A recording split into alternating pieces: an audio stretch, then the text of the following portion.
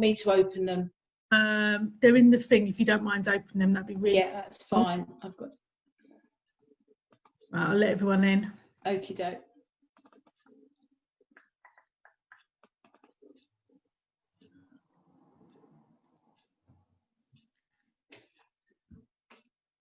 Good afternoon, everybody. Happy Monday. I am here, folks. I'm just checking something on my machine. I think every day rolls into one, but I do know what Monday is. I hope you're well, and thank you for joining us for Instagram Stories. And for those of you that don't know me, and I know we've got a few new faces on these calls, it's great to see you.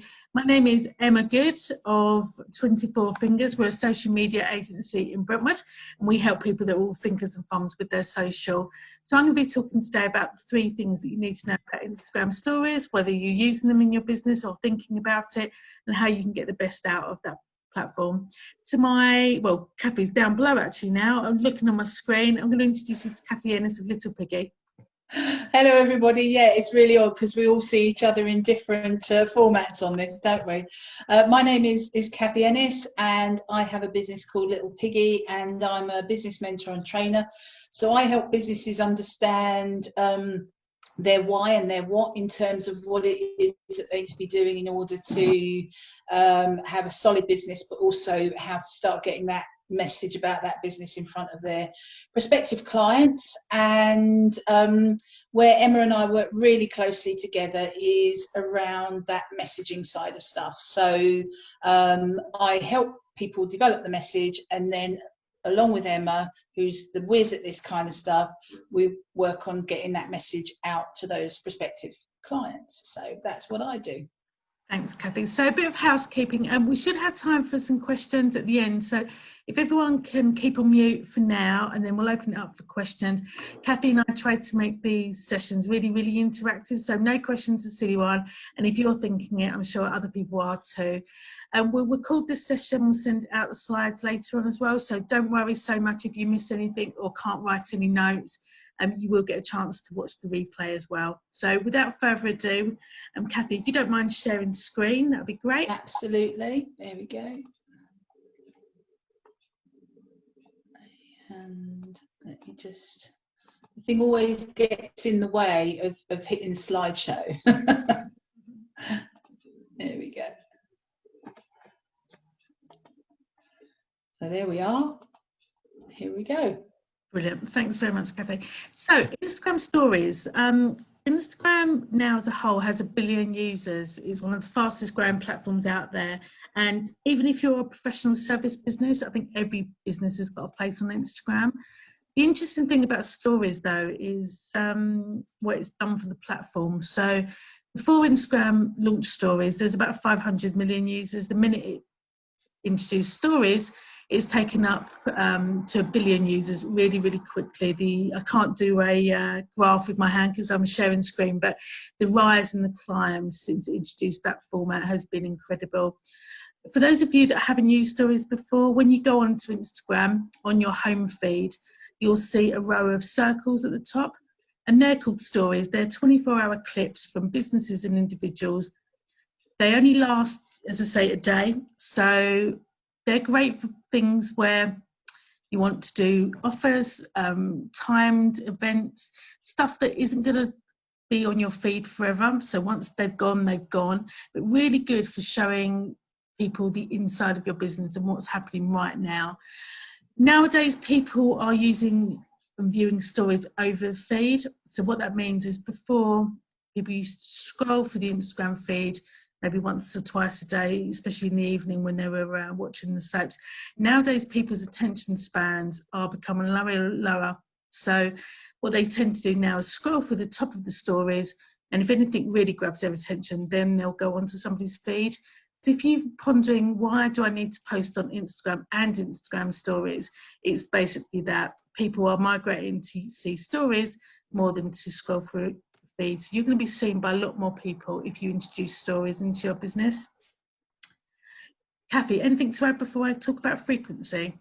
Yeah, I think I want to back up what Emma said at 100%, in terms of the impact that stories are having. They are becoming probably the most engaged area on Instagram, as they are starting to be on Facebook as well, actually. The other thing to remember about them is that, because we've probably seen them where they've got sort of lots of flashy, whizzy bang things on them. So you can put in stickers and things that are animated. You can use things such as polls and questions and various things in there, so they can be much more engaging than a flat Instagram post, to be quite honest. The other thing that is really good now is the ability to include video clips. So you can have 15-second clips in a story, which is actually really, really useful. And if you have got more than 15 seconds on your video, what Instagram will actually do is, if you upload that into a story, it will create a series of stories out of that one video. It will break it down into 15-second sections. So that's a really, really nice way of pushing your information forward in terms of who you are and what you do. And I think the final thing that I would say, I think, about them is that on your within your Instagram as well, you have the opportunity to create what are called highlights, and these are sort of shortcut sessions that tell people something about you and what you do. And your favorite stories you can actually save into your highlights section, so they become almost like an index to what you're doing. So, for example, I quite often create a story out of a post around one of my blogs, and I've got a highlight that's called articles. So each one of those actually then pushes people more towards, say, anything I've written on LinkedIn or anything I've put on my website. So, you know, they are actually a really, really useful tool. Thanks, Kathy. So in terms of frequency, this is really key. Kathy and I are big believers in consistency. So whether you're posting once a week, once a day, 3 times a day, keep it consistent. All of the algorithms will reward you for being like water rather than fire. So much better to post once a week if that's what's realistic for you, rather than posting 3 times a day 1 week and then nothing for a month. However, with stories in particular, if you're including stories in your social media strategy, I'd recommend doing a story a day. And I'm going to pop into chat our feed, which is 24 Fingers. It would be really great if everybody has their phone on them. Head on over to 24 Fingers Instagram, and you're going to see the story that we created this morning around our social media training. Search for us. You'll be able to find us. We've got the logo and it looks like the fingerprint. And head on over to our story. What you'll see there is on the circle, it should be a highlighted circle around our icon. That means you haven't viewed the story before. When you click in it, my colleague Valine this morning did something around social media training, and I was going to just talk you through what she's included in that story, so you can see some of the tips and tricks that we use. So what she's done here, she's used hashtag social media training. If everybody's onto our Instagram, you'll be able to see that. She's used hashtags, she's used animations, she's used a link in bio effect, which means that on our Instagram bio, we've put a main link in there, which when someone clicks it, they can book on our events, they can read our blog, they can sign up to our events, they can read more about us. That's a brilliant way of directing somebody from your Instagram feed onto a direct page onto your website. Because Instagram only lets you have one link in your URL in the bio, you need a way of navigating somebody to a direct specific page, and link in bio is a great way of doing that. In terms of creativity, as Kathy mentioned earlier, you can put stickers on your story and you can put polls. So for example, we might do a poll on whether people prefer LinkedIn or Facebook, for example, and we'll get people to vote, and then we'll share the results. We'll do funny, humorous votes as well. So, you know, at the weekend when it was really, really hot, we would have done a, you know, how many ice creams have you had today? And is it rosé weather yet? You know, all of that kind of stuff. the algorithm loves interaction, so the more people that you can get doing something on your story, the better you're going to be rewarded. So the more votes, the more polls, the more stickers, the more kind of Q&As that you can do to engage your audience, the better. As we know on social, people love hearing about themselves and they love sharing their opinion. So the more you can create stories around your products and service that invite somebody to share what they think, the better. We'll talk shortly if we've got time and get your questions, but it would be great to know on the chat what type of businesses you've got. If you're doing any new launches, you could use votes and polls to talk about your new products and services and get feedback before you launch. That would be a really great Instagram story. Now, Kathy and I often talk about data. So while we've been creative, while we've been posting stories every day, while we've been doing everything we should be doing, it's really important that we take some time to stop and look at actually what that means for our business. Kathy and I aren't people that say post on social media for the sake of it. It needs to have an impact. It needs to have a clear strategy about why we're doing something on each particular platform. And the insights tool on Instagram is hugely powerful for learning which kind of stories work the best, who's viewing your stories, what time of the day, where they're located, what age group. And that will really help you understand what type of content that you're creating and how it's impacting and what people are doing. So for example, when you look at insights, you'd be able to tell how many people have visited your website from a story or a post, how many people have followed you, how many people have clicked to the next story, how many people have quit off, what hashtags on your stories work well. And we've got a tip actually for those of you that like to hide your hashtags. We can share a tip that allows you to hide up to 10 hashtags on a story, because I think personally for me, hashtags look quite ugly sometimes. And if you've got a load of them on a story, it's a bit kind of blingy, as it were. So there's a cool hack to hide your hashtags. And if anybody's interested in that, do let us know. I'll share my details after the presentation. So Insights will tell you what hashtags are working for you and what time of day people are accessing your stuff, how long they're looking at and what they're doing, so how many votes you're getting, whether you're getting the same people looking at your stuff or whether you're getting a new audience, and how far and wide you're spreading. And all of that is really, really great for knowing what type of content to be posting, what time of the day, what day of the week. So for example, in my business, my audience aren't on Instagram on Saturdays and Sundays, so I don't spend my hard-earned time posting on Instagram hugely over the weekend, because I know that it's not going to be the most effective use of my content. It's much better for me for a Monday morning. So do look at your insights, and it will give you a clue as to how people are consuming you, what they're liking, what they're not liking, and how you can tweak what they're not liking.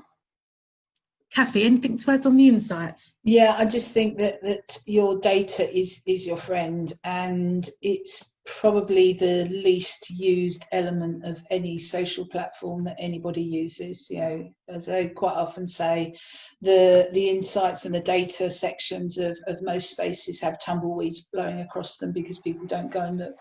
But it is the only place where you're going to get the information that you need to make what you do better.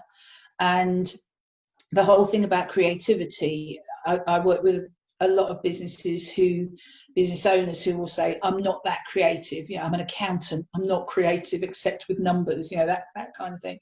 And I think that there is this idea that all of a sudden we need to be turning into these massively inventive, artistic based people. There are loads of resources out there that you can actually use to make something look really, really decent, to send out. And as you go forward using the data, you can see which of your posts are having the most impact, and therefore you can start to make your creative work in that way as well. So if you know that a moving pointing arrow is going to make people look at something you've put in a story more, then you use more of those things. So simple things like Canva, they have a stories template, they have animation elements that you can build into those templates and things as well, which means that you can create a really nice animated post very, very easily. And simply from something somebody else has designed, but you just put your own spin on it. So I think that use the data to know what's working. and use the information that you can get from the look and feel of what you've posted to create more stuff like that. Thank you, Kathy. So next slide, if that's okay. Yeah. Ooh, come on, move. And I was just going to say before we get on to the next slide, check out other stories, consume Instagram, go and find out what you like, because if you're like your ideal client, that's going to resonate with them as well. So check out competitors, check out what other people are doing, check out what the big brands are doing in terms of stories, and you will get inspiration. As Kathy said, it doesn't need to be Steven Spielberg-like. It can be really simple, like today's one on our feed is a plain background with a screenshot with some arrows and hashtag. It probably took my colleague a few minutes to set that up. It wasn't anything complex, but it's creative and it's aesthetically pleasing, which is what it's all about. None of this is designed to give you headaches. All of us have got enough struggles and worries at the moment without spending too much kind of brain power on stories. So start off slow, test it. The insight's going to show you what's working, and then build up as your confidence grows. I'm going to share our details before we take any questions. So please do feel free to book in with Kathy and I for a discovery call, or to look at hashtags, hiding them, anything to do with Instagram stories. Perhaps you're trying and not perhaps seeing the results that you'd like. Perhaps you haven't tried, a little bit nervous. We can talk you through that on a call. That's absolutely our pleasure. Our contact details are here. We're on every platform, so do feel free to connect with us, and in chat we can put our discovery call links in as well, so that you can book it directly in our diary, which will make it nice and easy for everybody. I think we are good for questions now, actually. So I'm going to take everybody off mute. Do feel free to pop your videos on, and we will take any questions that anybody has. Or any observations, anything anybody would like to share, whether you tried it in the past, whether you love them, whether you're doing them constantly, how you finding stories. Feel free to either chat or talk. You can pop your question in the chat box, or you can talk out loud, whatever you prefer.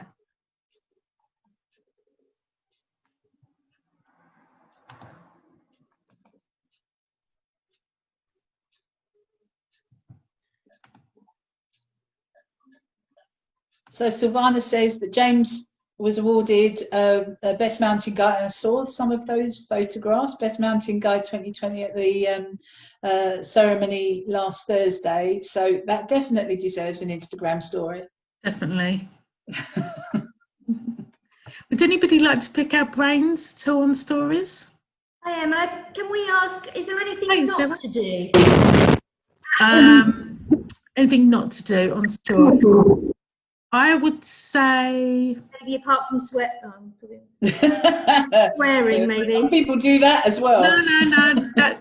It depends what your brand message is, Sarah. But not swearing. We have lots of swearing on our website, and we have interviews. And one of the questions is, "What's your favourite word?" And invariably, someone will say a swear word, and we don't mind that at all at 24 Towers. I would say make sure that you have some kind of interactive element. The stories that aren't going to perform well are the ones where you simply put in a photo on a portrait background and put in like one hashtag and some text. It's got to have a little bit more flair. People's attention spans are like 3 seconds, so we need something that's going to stop them in their tracks. So if you look at a story and think, oh, it's not doing it for me, then the chances are it might not do it for your ideal client and your consumers either. So try and be creative if you can. Try and use the elements. Instagram's got so much stuff now, like music, stickers, location. So if you're in a particular town, pop in a location that's going to get you seen by your local audience as well. But whatever you do, don't make it just a picture, a hashtag, and a bit of wording. Would you agree, Kathy? Yeah, definitely have a moving element. There are loads of GIFs and animated elements that you can put in. What you're looking for is that you've got like this this slow pan, I suppose, is the easiest way to describe it in terms of a story. But as a user, you've still got the opportunity to swipe left. Okay, so what you want to do is you want to put enough in there to capture people's attention so that they don't swipe you off. And if it's a very sort of flat pedestrian kind of thing, that's what's going to say, oh, where's the next one then? Because as Emma says, you know, we've got the attention spans of goldfish, and I think that's actually missing goldfish, to be quite honest, because we've probably got less than the attention span of a goldfish. Mm-hmm. Anything else? That's okay. And do feel free to pop in your Instagram handles into chat so everyone can follow each other as well. Nina, did you have a question? So I have a question, if possible. Hi, Nina. Hi, can you hear me? Yeah. Okay, perfect. Yeah, thanks. It was really useful. I'll follow you guys for sure after. I just wanted to ask, so basically just before COVID, actually, I set up like a wedding stationery business. Obviously, little did I know that COVID was obviously going to put everything on hold. And I was quite consistent for about a month or two. And I'll be honest with you, now I just don't really know what to post because I'm either reusing content or I don't want to just be pushy. So would you maybe, like, what would you do? Because I feel like I've just kind of lost all sort of motivation to post. Can I answer that, Kathy? Is that okay? Yeah, sure. And I just want to pick up on a word that you used as well in a moment. So, Nina, first of all, congratulations to set up your own business. That's brilliant. Thanks. The good news is that you can absolutely still post during this time. And I know specifically for weddings, it's so hard for you guys. Yeah. He's got married on Friday, could only have X amount of people in the reception, and, you know, spent thousands of pounds, and, you know, but anyway, what I'd really recommend you do until life gets back to normal is include, if you can and if you're happy to, more pictures of you and more pictures of behind the scenes, you doing what you love.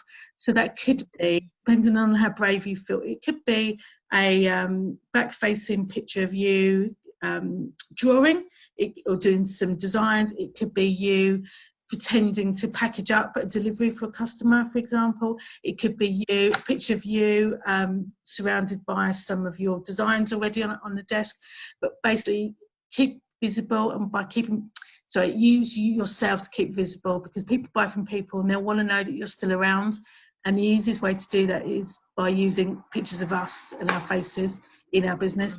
Okay. Yeah. Okay, that's a good shout. No, that is a good one. Thank you. And there are two things. Number one, promoting your business is not pushy. Okay. All right. Promoting it your feels business like it sometimes. Yeah. Right. So let's reframe that. And the second thing, I think, sort of picking up on what Emma was saying there about putting you at the centre, there has been a move, and what the COVID crisis has done has actually put that move on speed into people wanting to use more individualised artisan style businesses. So we've seen that from the way the high street started to collapse over the past 3 years, with big shops going and much smaller suppliers coming to the forefront. So what I was going to say, picking up on what Emma said, is that that's the kind of thing you need to be pushing. When you're buying from me, you're buying from me. I'm the business. This is what you're getting. You're getting that personalised type service. This is what my customers can expect. All of that kind of stuff needs to be very much at the heart of what you're doing, because that's really the thing that's going to talk to people and consumers. And can I add something as well? Like, people will love to hear your story, Nina, and then, you know, a launch and then bloody COVID's happened, and, you know, just like everyone, I'm struggling, but, you know, I'm carrying on. And when it's honest and from the heart, people really, really buy into that. Yeah, and also anything you might have come up with as a cunning plan to help people deal with the issues that they're having to face now. So if you know, normally it would be this, but actually because of the situation we're finding ourselves in now, it's going to be this. So have you thought about this? Have you thought about doing this instead? Or, you know, and I know I've seen some stuff on the telly about people that have had the number into the wedding that is permissible, but then they've people around the wedding have organised things like massive, almost like webinar transmission of what's going on out into a wider audience. So that kind of stuff. So being innovative about it will actually stand you in good stead as well.